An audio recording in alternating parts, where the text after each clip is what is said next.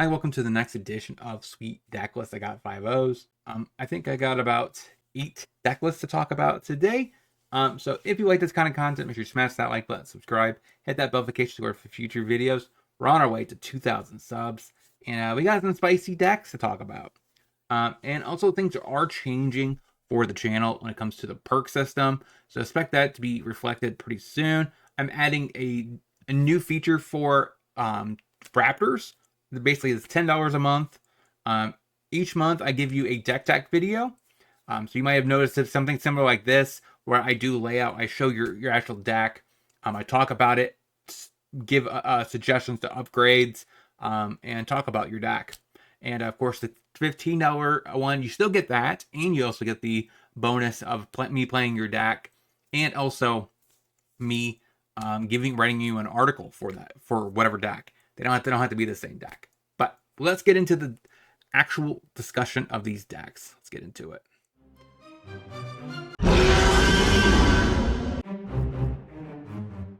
So first deck I want to talk about doesn't really feature any really new cards per se, but it did get a 5-0, which is kind of cool. I guess it does play a Flood Pit Drowner down here, so I guess I didn't notice that. So technically, I guess it does play a new card.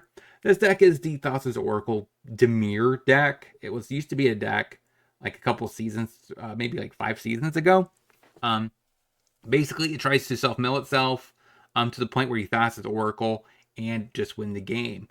Demonic Bargain helps do that by also finding your Oracle, your self-mill pieces, maybe interaction, and you just exile 13 cards from your deck, which helps you win the game by Thassa's Oracle.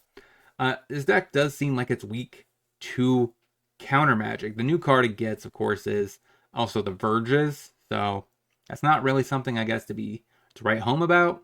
I do wonder if this deck actively would it want a Cavern of Souls just to make sure your Oracle survives and doesn't get countered on the way down. That's something that could be discussed about this deck.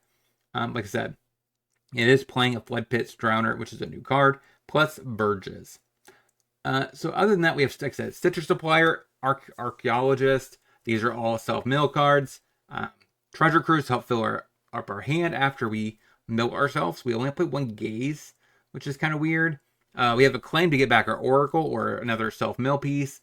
Spell Pierce to counter non-creature spells, protects our stuff. And also, in the very end, if you have Oracle in the stack, we can use Spell Pierce to help protect our Oracle, let it resolve. Into the Flood Maw is a generic removal spell. In adjacent to our Fatal Push, that can answer any kind of problematic cards or hate cards to our deck. So that's kind of nice, which is why we have another one in the board to make sure we get rid of like unlicensed Hearst or anything like that. And we can maybe combo in that turn. We have 2 cut downs for extra removal for aggro because it's pretty dominant right now. Dark Betrayal to answer a black creature, which is kind of interesting to notate. Dispel in the board, which is a card I haven't really seen that often. Helps against Counter Wars, along with Spell Pierce. Cage for the Phoenix matchups and other Graveyard Synergy decks, or even Coco. We have a Crypt, and that's our only other Graveyard hate for Phoenix and Fang. We have Thoughtseize for a little bit of hand disruption. 3 Disputes for Counter Wars. Narset helps against Phoenix and other decks that draw a lot of cards. And Control. We have a Gus for the Rakdos aggro decks, also against mono green and stuff like that. We have Path of Peril for aggro. That is Dimir Oracle for Pioneer. Let's get into the next list. Next on my list, the only new card featured in this deck is a Verge land. I don't know if that was enough to make this deck playable again, but maybe it's the shift in the meta. But we do see Bolas the Citadel back and got a 5-0 with Stiffer. We also have Innkeeper, Priest.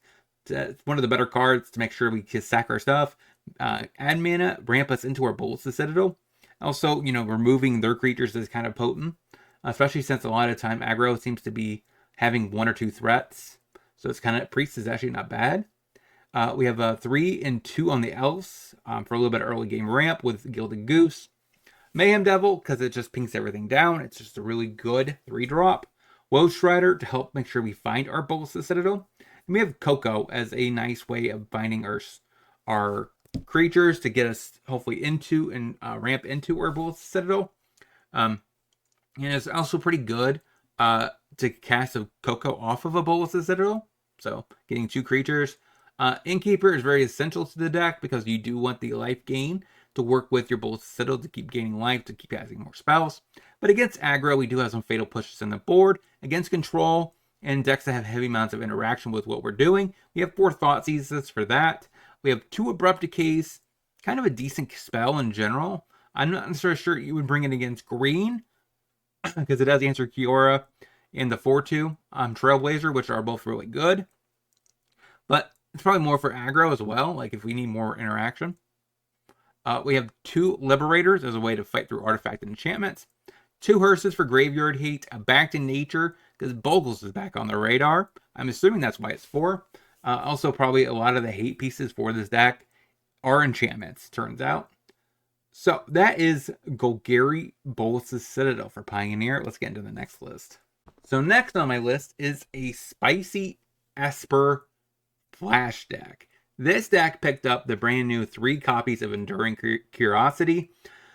So when we hit them with our Flash creatures, we get to draw more cards. Also, that's kind of like backup Slitherwisp as another way of drawing cards when we hit our opponent or casting spells. With Flash, so it just kind of all synergizes. Night Bonder helps make sure stuff is uncounterable. We have Mastermind, pretty good, and also it can be reduced by the Night Bonder with also Malcolm. And also Errant of Gahada, right? That's a good way of providing extra card advantage. It has Flash. And also, I mean, it could cost 2 mana for 2/3 Flasher, which is not bad. Flanker is a little bit of main board graveyard heat. That also can, gain a little bit of life, scry, make sure we're hitting the correct cards. Because you do kind of want to curve out correctly with this deck. We have 4 No More Lives for a little bit of counter magic. 2 Fatal Butches to go for the throws for a little bit of removal with March. Kind of a diverse set of removal in this deck. We have 2 Wandering Emperors to exile creatures and also helps pump our dudes to make sure we can win through other creature-based decks. So, sideboard, we do have 2 Change the Equations as a way to hate on red and aggro decks. We have 2 High Noons in case decks like aggro and stuff like that or combo. We kind of want them to be reduced to 1 spell per turn. 3 Priests for the Transmog matchups. We have 1 Nova. Also, Priest is also good against Angels. 1 Nova for artifacts, creatures, whatever removal. Sweeper. 2 Reformers for a little bit of Flash. I think it has Flash. But also is pretty good against aggro, where we can gain some life. Prevent hex. We get hexproof. Tidebinder for a little counter magic with a little bit of Flash. The Trickster to hopefully get in a nice, sweet attack against decks that have some cards we want to get back. So it's pretty slow, so it's kind of smart to put that on the board, especially in a very hyper-aggressive aggro meta, where this card is not very good, right? And kind of want this in the grinding matchups. So that's pretty nice there. Then we have our Cease and Desist, which is a little bit of graveyard hate. Also artifact enchantment hate. So that is Esper Flash for Pioneer. Let's get into the next list. Through PayPal, I'm offering for $20 play your deck through a league. I also give you an article about how to improve the list, and as well as some sideboard guides in very particular matchups. If you want to check out, the link is in the description. Now, let's get back into the video. The next on my list, hopefully my voice isn't giving out. Next on my list is a Yorion Fires deck. I'm pretty sure Incarnation. Actually, maybe it doesn't even have fires in it at all. Yeah, it doesn't. So it's just a Incarnation deck. So it doesn't even care about having multiple spells. It gets through with a lot of the new Overlords in conjunction with Up the Beanstalk for card advantage. For removal, we have Binding and Portable Hole and Chain to the Rocks. We have 3 High Noons for the combo and aggro decks, just to stop them from playing multiple spells in a given turn. We have Courser or Crewfix, which is the reason why I wanted to talk about this deck. It is super spicy and fun to see Courser Crewfix back into a deck again. We have a 1 of Omnath because it's just a really good card. Gains life, draws a card on ETB. So it's pretty nice there. You have a Heliod, another 4-drop. So basically, Omnath took the slot probably from Shieldred in my list. So maybe actually I just cut the Shieldreds because it's very hard to cast black in the deck. So we still have our Titan and Atraxa Overlord as an additional 7-drop instead of, in my case, I have Agent of Treachery. We have Knight of Autumn. A little bit of Artifact and Enchantment removal. We could tutor out. Skyclave, good tutor target to answer basically anything against aggro. And we still have our best card called Fable the Mirror Breaker. The best card in Pioneer. Why not play it? And then we have Get Lost and Nihilist Presence as extra additional 2-drops. Either one could be sacked to Incarnation or Get Lost as a reasonable removal spell. Sideboard, though, we do have 4 vetoes for the control and combo decks. 3 Banky for grinding matchups. 1 Rest in Peace as a way to fight through Phoenix Fang. We have 2 blow-up knockout blows for aggro decks, Red X aggro decks. 2 Elizabeth Conquers Death. I'm not sure what that's for. Let me know in the comment section what you think that card is for. Then we have a single copy of Lavinia in the sideboard. That's gains some life, makes additional angels, so it's pretty reasonable against aggro, against some of its other counterparts at the 6-drop slot. Yasharn for sack, and you get a little bit of lands. So, sometimes that's kind of nice. Make sure we get our late game going and not fizzle. So, like I said, let me know in the comment section what you think the Elspeth Conquers Death's for. Because I'm not really thinking on top of my head any kind of tier 1 meta deck where that card actually matters, but I'm curious. Okay, so we got 4 more decks to talk about. Let's get into them. So next is a deck that has been getting a little bit of 5-0s. I'm not sure how good this deck actually is. I want to try it for sure. I just need to get Leyline Renaissance on Arena, and I will try something very similar to this, just to see how much of a meme this is or not. Is this actually competitive, or Leyline Renaissance is just the busted stuff, or is it just something that is just nice to try out now? But it does make you play some cards that are fundamentally worse in general, like Luminancer, just because it's insane with the Leyline. Just getting pumped with every copy you target your stuff. We have Scamp and Hero as a way to make sure that we can get double damage with our flings. We have Virtuosa just because it's just a really good card, especially against Angels, where it just gets humongous. We have Anger, and we actually cut Defiant Strike, so in a traditional heroic deck. Instead, we're playing some turn Inside Out to pump our dudes, make them where when they die, we get a 2/2 manifest. We lower our land curve a little bit by playing Spikefield Hazards, 4 copies, 4 Rages, because it's just an insane card, especially with the Leyline. You just target multiple things and get +4 plus something, or +3 plus something. So it's insane. We have 1 protection spell with Lauren's Escape, and then 4 or 3 Crumb and Get-Its. Crumb and Get-Its is probably a little bit better in this deck because we want to be semi-aggressive. We have Blessed Defiance as a way to fight through heavy amounts of removal. We have Light of Hope as a way to hate on enchantments. Also, we can gain 4 life against aggro, but mainly it's for the enchantment mode. And occasionally you want to give a counter to your thing. So that you could probably just cut something like Turn Inside Out for it. 3 Lauren's Escapes in case we face heavy amounts of interactive decks.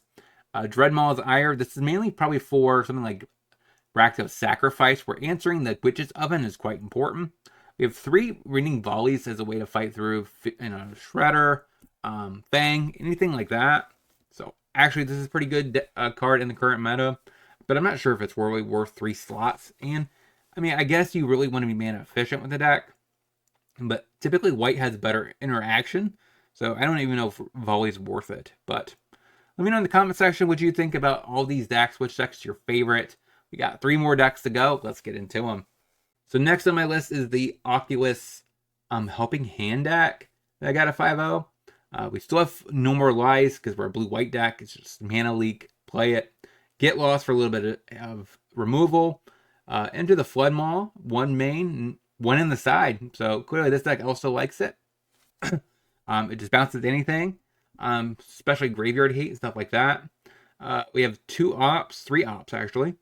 4 Considers. No, we have full playset ops. They're just randomly splotted through this entire thing. We have Spell Pierces for a little bit of counter magic. A Brazen Borrower to bounce whatever problematic thing you might face. One of Mentor. Yeah, just one Mentor.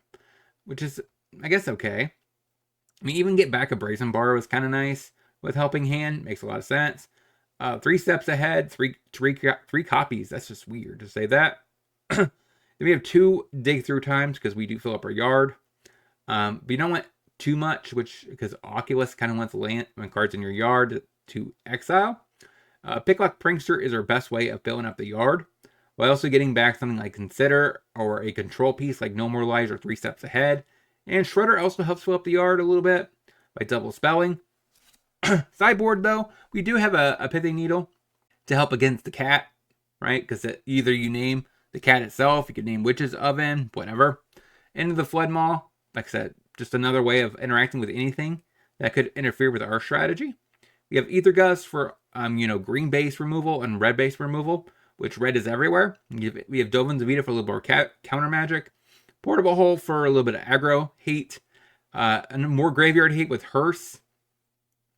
Actually, I shouldn't say more graveyard hate with Hearse. That's our only graveyard hate. We have 2 Mystical Disputes for the counter wars and stuff like that in combo. 2 Shark Typhoons. I mean, it kind of helps against aggro as well. We can cycle it, get a shark, block, and do what we need to. Ashiok for more graveyard hate. Also helps against stuff like Lotus Field, where they constantly keep tutoring for things. So it's very nice there as well. And that is Azorius Helping Hand Oculus for Pioneer. If I could somehow get the 4 copies of Oculus on my Arena account, I will try something. I would definitely try a deck like this.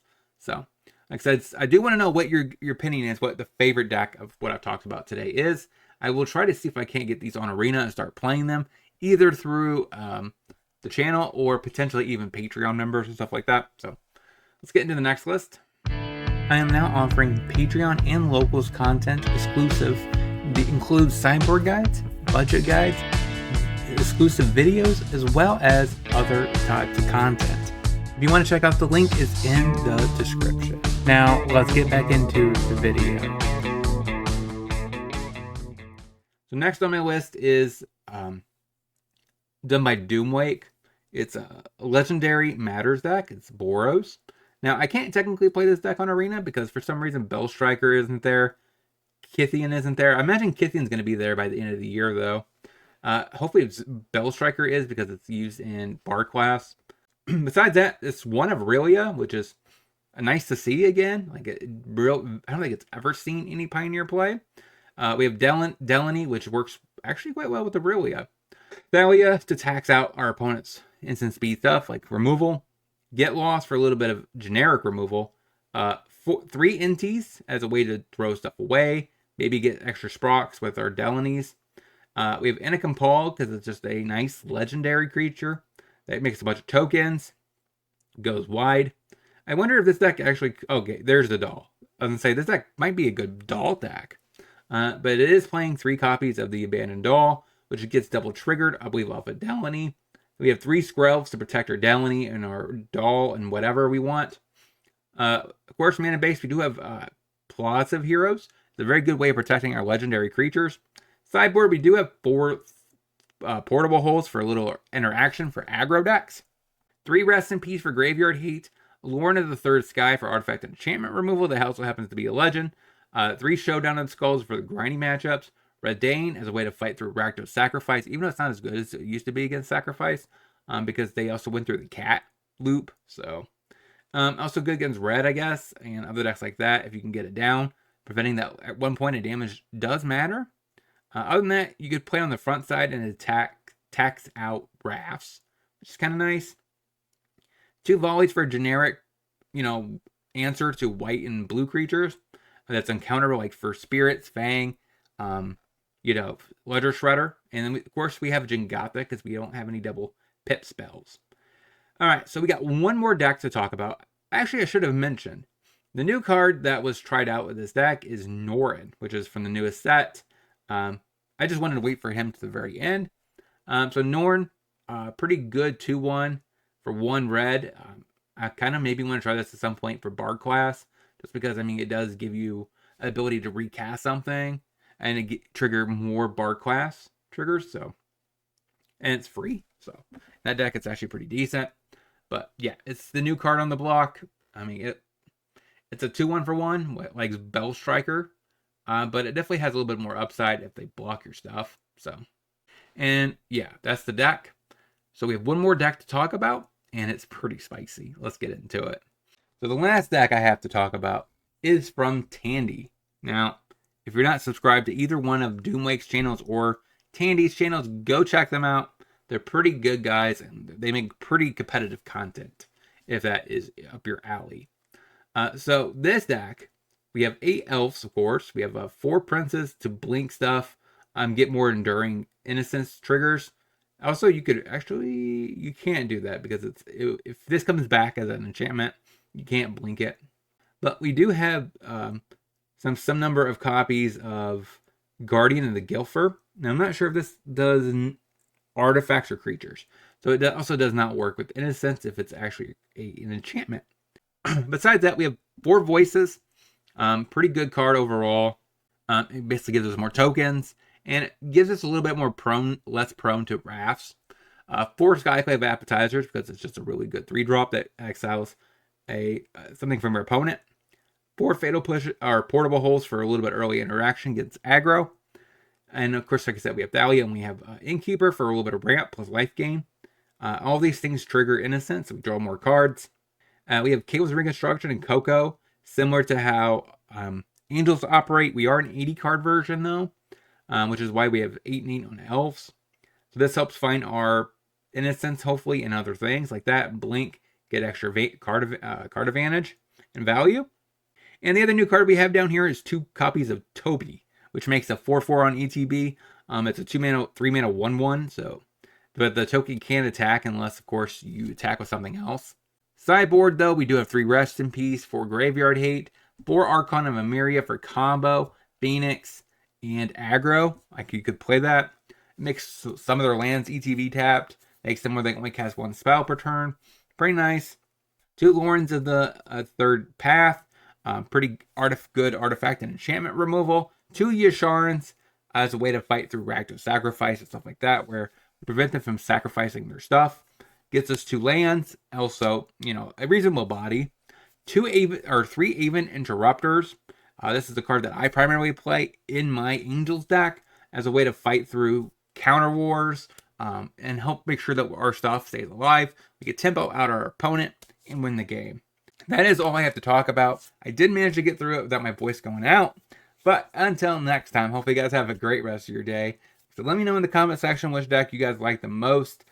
So I know what decks to prioritize if I can get them on Arena. Shout out to all my supporters. And if you want to see any other content from me, check out either one of these 2 videos and playlist. And I'll talk to you soon.